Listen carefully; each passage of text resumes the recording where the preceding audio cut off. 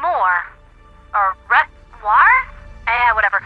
Which was the trailer song to the Force of Law WARBOND that I expressed a desire to have yesterday. Apparently, it comes with lyrics, which is being made available for your listening pleasure through the link in the description below. The first thing on the news docket for today is that the Force of Law WARBOND has been made available for purchase to all within the Liberation Fleet for the usual 1,000 super credit price of admission.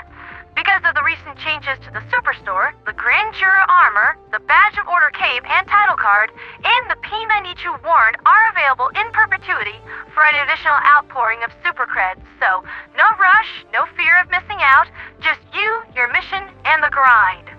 So grind for liberation, and also for cashy money. Hashtag Mercdivers for life. But now, news from the galactic sphere. Last night's nail-biter on Inari ended in painful, agonizing failure by roughly 3%. That just sucks. Sorry, guys. But don't worry, we'll get it back. Look, it's a frozen death world filled with bugs. Already I can see those Estanu boys over yonder having flashbacks behind their eyes. It's only a matter of time before they bust out the energy weapons and get democratic on Buggy's behind. However, the larger invasion on Volterra fares very well and looks to end its super Earth, super victory for all involved. Well, except the bugs. People really seem to enjoy fighting bugs in megacities. Some people just like fighting bugs in general, but I think you already knew that. There is some degree of lack of knowledge going on here, though. A certain amount of unknown in regards to megacity mechanics, but thanks to those nice people from the Galactic War Channel and the main HD2 Super Discord server, I have some information to slip into your mind stocking, like Santa's atrociously hot feline little helper that is working out of season in the middle of June. I do like the skirt and the thigh-high stockings that go with the costume, though. Anyway, yes, megacities. When a planet is invaded, the enemy lays claim to all megacities on the surface. This provides the enemy, whoever or whatever that fuzzy-wuzzy may be, with a bonus towards the speed of their tyrannical conquering. As we fight within the megacity and flip it back to the light of democracy, we will receive a one-time bonus to our liberation speed that equates to a 0.5 modifier based against the remaining health of the megacity in question. Health which gradually decreases in line with the rate of the enemy progression on the planet, though megacities do maintain their own HP pools independent of the HP of the planet. So, let me explain. You know, it is too complex. Let me sum up. Liberate megacities, and this slows the rate of enemy progression on the planet as well as helping us flip it back. That's really all you need to know, and no, Corona Kelly is still not mentally healthy enough to do one of those nice all-you-need-to-know segments. To be fair, the poor girl hadn't even seen a vote list before, much less everything else the Grey Host Fleet was bringing to the party.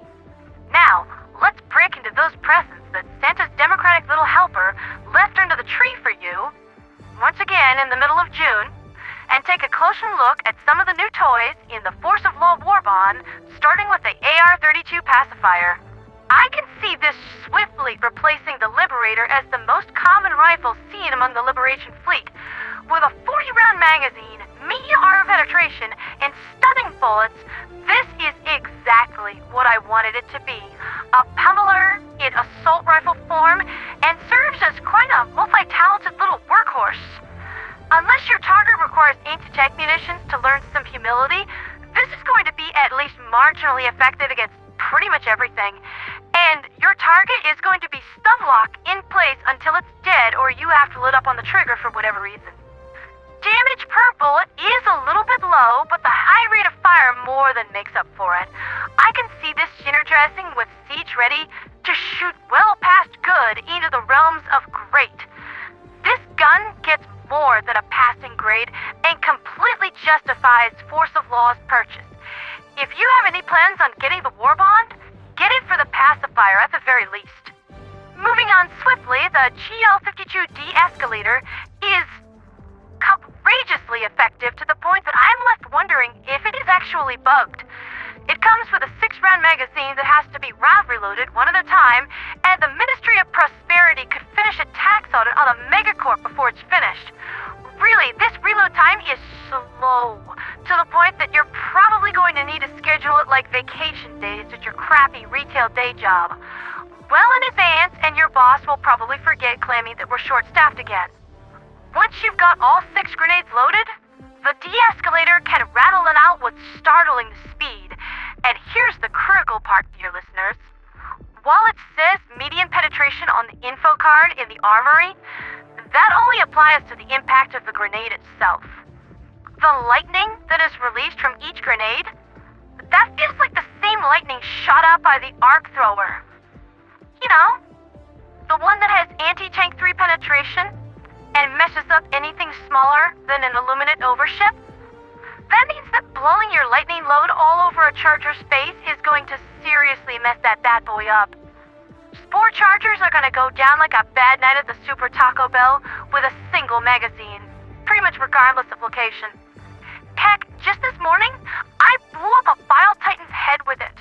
This thing can absolutely serve as some really harsh anti-tank as well as great shaft clearing, and anything that doesn't die from the initial impact or the lightning detonation is going to be stunned and beyond foobar. For now, enjoy your cripplingly broken weapon, guys, but I think we can pretty much count on Arrowhead giving this thing a few whacks with the Nerf wiffle bat in the future. The last piece of equipment I had a chance to look over this morning before my official ministry duties called me away is the Warrant. Pretty much nobody guessed this thing's gimmick right before its release. It fires homing projectiles on a tri-burst trigger with medium armor penetration and does 80 damage per shot.